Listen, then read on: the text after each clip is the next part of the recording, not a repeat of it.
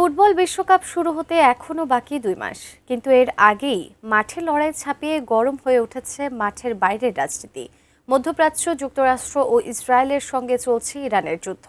এমন পরিস্থিতিতে নিরাপত্তার অজুহাত দেখিয়ে নিজেদের ম্যাচগুলো মেক্সিকোতে সরিয়ে নিতে আবেদন করেছিল ইরান। তবে সেই আবেদন নাকচ করে দেয় ফিফা। তাহলে কি এবারের বিশ্বকাপে অংশ নেবে ইরান? বিস্তারিত জানাচ্ছেন বদিউজ্জামান মিলান। বিশ্বকাপের আগে মাঠের লড়াইয়ের চেয়ে বড় হয়ে দেখা দিয়েছে মাঠের বাইরের বিতর্ক।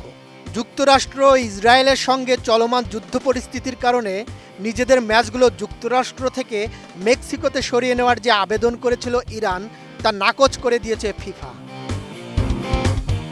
ফিফার পক্ষ থেকে জানানো হয়েছে যে কৌশলগত কারণে শেষ মুহূর্তে ভেন্যু পরিবর্তন করা অসম্ভব।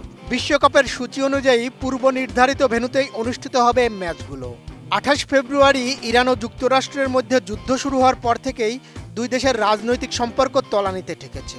এর মধ্যে যুক্তরাষ্ট্রের প্রেসিডেন্ট ডোনাল্ড ট্রাম্পের একটি সোশ্যাল মিডিয়া পোস্ট বিতর্ক আরও উস্কে দিয়েছে। আমি বুঝি নির্মাণের শিল্প, সালাম স্টিল বোঝে ডিউরেবিলিটি। সালাম steel, most durable steel. Trump লিখেছিলেন, ইরানের খেলোয়াড়দের নিরাপত্তার কথা চিন্তা করে তাদের বিশ্বকাপে অংশ নেওয়া উচিত হবে না।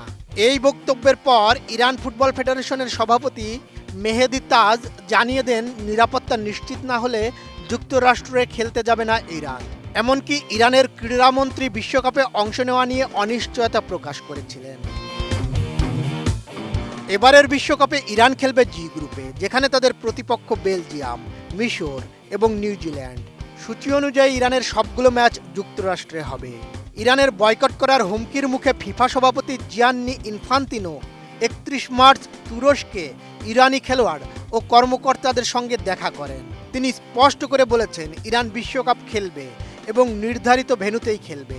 ইনফান্তিনোর মতে ফুটবলকে রাজনীতির ঊর্ধ্বে রাখা উচিত এবং খেলোয়াড়দের নিরাপত্তার বিষয়টি সর্বোচ্চ গুরুত্ব দেওয়া হবে। নিরাপত্তা বনাম ফিফার কঠোর নিয়ম, শেষ পর্যন্ত কার জয় হবে? ডোনাল্ড ট্রাম্পের সরাসরি হুঁশিয়ারি আর ইরানের ক্রীড়ামন্ত্রীর অনিশ্চয়তা কি তবে ফুটবল বিশ্বের সবচেয়ে বড় উৎসব থেকে ইরানকে ছিটকে দেবে, নাকি সব বাধা পেরিয়ে লস অ্যাঞ্জেলসের মাঠেই দেখা যাবে পারস্যের ফুটবলারদের? বদিউজ্জামান মিলন, এটিএন নিউজ।